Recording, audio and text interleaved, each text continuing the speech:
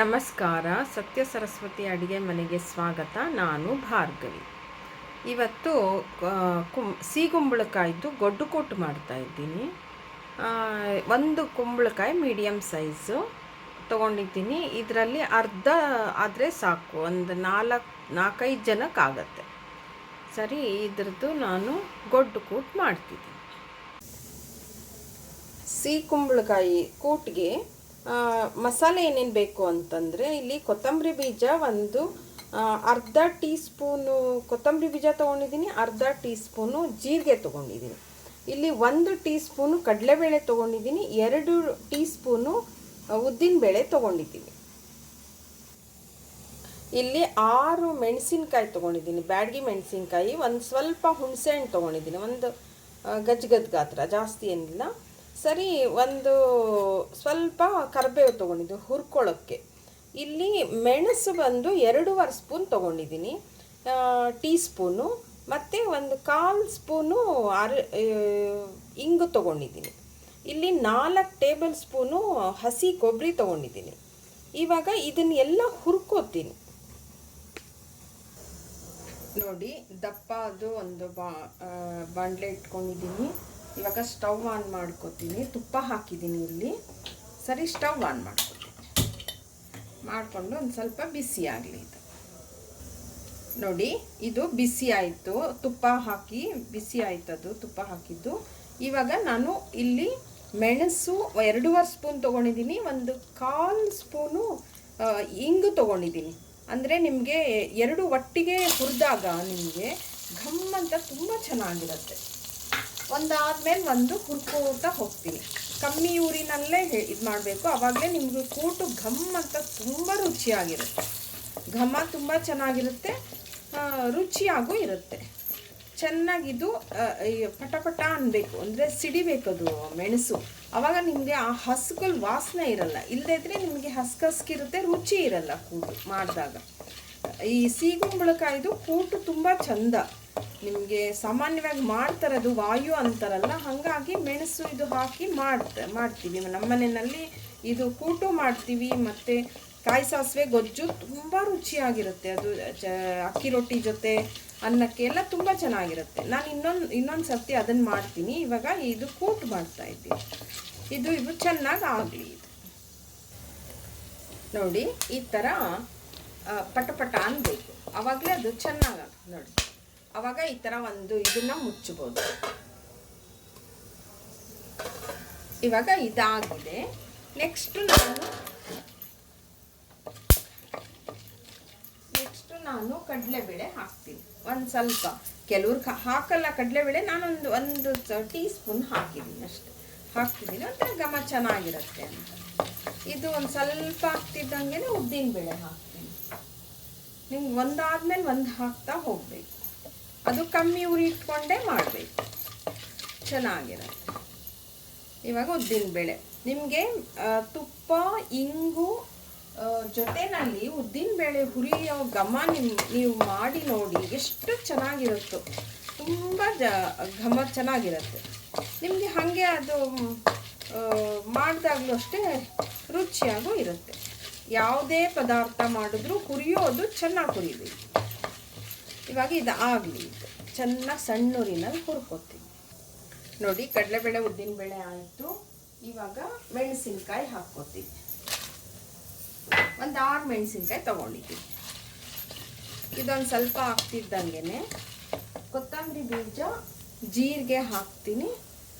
ಅದ್ರ ಜೊತೆನಲ್ಲೇ ಅರಿಶಿನೂ ಹಾಕಿದ್ದೀನಿ. ಚೆನ್ನಾಗಿ ಇದನ್ನು ಹುರ್ಕೋಬೇಕು, ಘಮ್ಮ ಅನ್ನೋ ಥರ ಹುರ್ಕೋಬೇಕು. ಇವಾಗ ಇಲ್ಲಿ ಹುಣಸೆ ಹಣ್ಣು ತೊಗೊಂಡಿದ್ದೀನಿ, ಅದನ್ನು ಹುರಿಯೋಕ್ಕೆ ಹಾಕ್ತಿದ್ದೀನಿ. ಸರಿ, ಕರಿಬೇವು ಹಾಕ್ತಿದ್ದೀನಿ.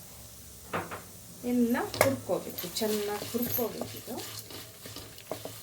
ಅಂದರೆ ಅದು ಚೆನ್ನಾಗಿ ಆಗಬೇಕು, ಅದು ಸೀದಿಸ್ಬಾರ್ದು ಅಷ್ಟೇ. ಅದು ಸೀದಿಸಿದ್ರೆ ನಿಮ್ಮ ಎಲ್ಲ ಅಡುಗೆನೂ ವೇಸ್ಟ್.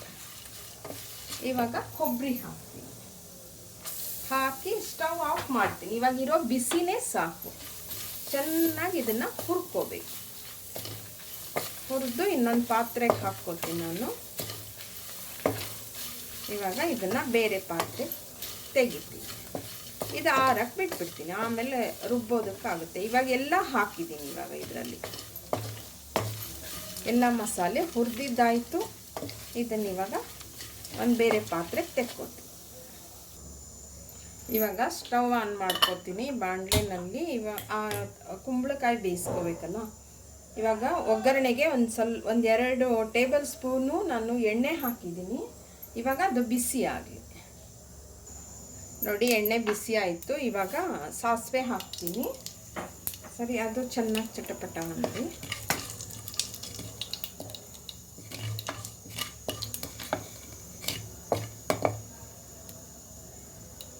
ಅದಕ್ಕೆ ಅದು ಚಟಪಟ ಅಂದಮೇಲೆ ನಾನು ಹಿಂಗೆ ಹಾಕ್ತೀನಿ. ಸಿಡಿಬೇಕು ಚೆನ್ನಾಗಿ. ಸಾಸಿವೆ ಸಿಡಿದಾಗಲೇ ನಿಮಗೆ ಚಂದ. ಎಲ್ಲ ಹದವಾಗಿ ಮಾಡಿದ್ರೆ ಅಡುಗೆ ಚೆನ್ನಾಗಿರುತ್ತೆ. ಯಾವುದು ಹಿಟ್ ಜಾಸ್ತಿ ಆದರೂ ಅಡುಗೆ ಕೆಟ್ಟೋಗುತ್ತೆ.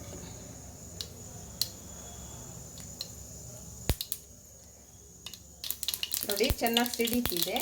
ಇವಾಗ ಹಿಂಗೆ ಒಂದು ಸ್ವಲ್ಪ ಆಗಲೇ ಸ್ವಲ್ಪ ಹಾಕಿದ್ದೆ ಹಿಂಗು. ಇವಾಗ ಒಂದು ಚಿಟಿಕೆ ಹಾಕ್ತಿದ್ದೀನಿ. ಅದು ಒಗ್ಗರಣೆಗೆ ಹಿಂಗೆ ಹಾಕಿದ್ರೆ ನಿಮಗೆ ರುಚಿ. ಸರಿ, ಕರಿಬೇವು ಹಾಕ್ತಿದ್ದೆ. ಇದನ್ನು ಚೆನ್ನಾಗಿ ಆದಮೇಲೆ ಈಗ ಈ ಕುಂಬಳಕಾಯಿ ಹೆಚ್ಚಿಟ್ಕೊಂಡಿದ್ನಲ್ಲ ಹೋಳು, ಅದನ್ನು ಹಾಕಿ ಇದನ್ನು ಬಾಡಿಸ್ಬೇಕು. ನೀರು ಹಾಕಿ ಬೇಯಿಸೋಕೆ ಮುಂಚೆ ಬಾಡಿಸ್ಬೇಕು. ಆವಾಗ ನಿಮಗೆ ಚೆನ್ನಾಗಿರುತ್ತೆ ಕೂಗು. ಇದನ್ನು ಚೆನ್ನಾಗಿ ಬಾಡಿಸ್ಬೇಕು. ಘಮ್ ಅಂತ ಚೆನ್ನಾಗಿದೆ. ಈ ಥರದ್ದು ಕುಂಬಳಕಾಯಿ ಚೆನ್ನಾಗಿರುತ್ತೆ. ತುಂಬ ಥರ ಮಾಡ್ತಾರೆ ಅಡುಗೆ. ಕುಂಬಳಕಾಯಲ್ಲಿ ತುಂಬ ಥರ ಮಾಡ್ತಾರೆ. ನಮ್ಮ ಮನೆಯಲ್ಲಿ ಇದನ್ನು ಮಾಡ್ತೀವಿ. ಎಲ್ಲರಿಗೂ ಇಷ್ಟ ಆಯಿತು. ಎಲ್ಲರೂ ಸಾಮಾನ್ಯವಾಗಿ ಕೂಟು ಇಷ್ಟಪಡ್ತಾರೆ. ಇದಕ್ಕೆ ಬೇಳೆ ಹಾಕಲ್ಲ, ಬರೀ ಈ ತರಕಾರಿ ಇದೆ. ನಿಮಗೆ ಬೆಂದಿರೋದು ಜಾಸ್ತಿ ಇರುತ್ತೆ. ಬೇಳೆ ಹಾಕ್ಬಿಟ್ರೆ ಇನ್ನೂ ಜಾಸ್ತಿ ಆಗಿಬಿಡುತ್ತೆ. ಹಾಗಾಗಿ ಇದಕ್ಕೆ ಗೊಡ್ಡು ಕೂಟೆ ಸಾಮಾನ್ಯವಾಗಿ ಮಾಡೋದು. ಇವಾಗ ಇದು ಬಾಡಿತು ನೋಡಿ. ಇವಾಗ ಅದು ಬಾಡಿದೆ. ಇದಕ್ಕೊಂಚೂರು ಅರಿಶಿನ ಹಾಕ್ತೀನಿ. ಹಾಕ್ಬಿಟ್ಟು ಹೀಗೆ ಬಾಡಿಸ್ಬಿಟ್ಟು ಇದಕ್ಕೆ ನೀರು ಹಾಕಿ ಬೇಯಿಸ್ಕೊತೀನಿ.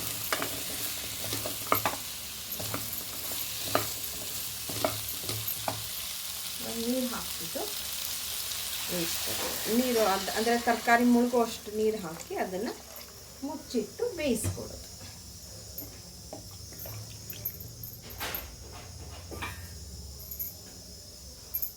ಇದು ಇವಾಗ ಚೆನ್ನಾಗಿ ಬೇಯಬೇಕು, ಮುಚ್ಚಿಡಬೇಕು. ನೋಡಿ, ಕುಂಬಳಕಾಯಿ ಅದನ್ನು ಒಗ್ಗರಣೆಗೆ ಹಾಕಿ ನೀರು ಹಾಕಿ ಇವಾಗ ಕುಕ್ಕರಲ್ಲೇ ಒಂದು ಸರ್ತಿ ಕೂಗಿಸ್ಕೊತೀನಿ. ಅದು ನೀವಾದರೆ ಬೇಕಾದರೆ ಹಾಗೆ ಡೈರೆಕ್ಟಾಗಿ ಬೇಯಿಸ್ಕೊಳ್ಳಿ ಬೇಕಾದವರು. ನಮ್ಮ ಮನೇಲಿ ವಯಸ್ಸಾದವರು ತಿನ್ನೋದ್ರಿಂದ ನಾನು ಈ ಥರನೇ ಒಂದು ಸರ್ತಿ ಕೂಗಿಸ್ಕೊತೀನಿ. ಇವಾಗ ಸ್ಟೀಮ್ ಬಂದಮೇಲೆ ವೆಯ್ಟ್ ಹಾಕಿ ಒಂದು ಸರ್ತಿ ಕೂಗಿಸ್ಕೊತೀನಿ. ನೋಡಿ, ವೆಯ್ಟ್ ಹಾಕ್ತಿದ್ದೀನಿ. ಒಂದು ಸರ್ತಿ ಕೂಗಿಸ್ಕೊತೀನಿ.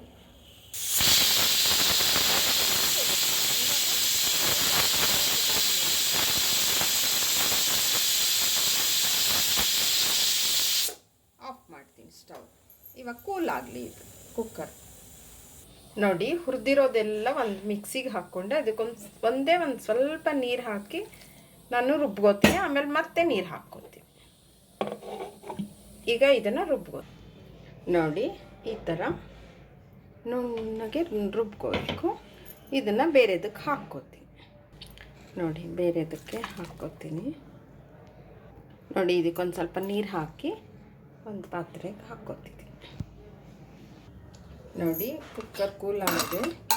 ಇವಾಗ ಇದನ್ನು ತೆಗೆದು ನಾನು ರುಬ್ಕೊಂಡಿದ್ದೀನಲ್ಲ ಅದನ್ನು ಹಾಕ್ಕೋತೀನಿ. ಚೆನ್ನಾಗಿ ಬೆಂದಿದೆ.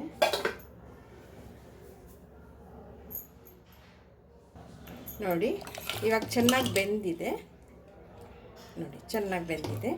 ಇವಾಗ ಸ್ಟವ್ ಆನ್ ಮಾಡ್ಕೊತೀನಿ. ರುಬ್ಬಿರೋದೆಲ್ಲ ಹಾಕ್ತೀನಿ. ನಾನು ರುಬ್ಕೊಂಡಿದ್ದೀನಲ್ಲ, ಎಲ್ಲ ಮಸಾಲೆ ಹಾಕಿ ಚೆನ್ನಾಗಿ ಹುರಿದು ಅದು ಹಾಕಿದ್ದೀನಿ. ಇವಾಗ ಹಾಕ್ತಾಯಿದ್ದೀನಿ. ಇದು ಇವಾಗ ಚೆನ್ನಾಗಿ ಕುದಿ. ಇದಕ್ಕೆ ರುಚಿಗೆ ತಕ್ಕಷ್ಟು ಉಪ್ಪು ಹಾಕ್ತೀನಿ.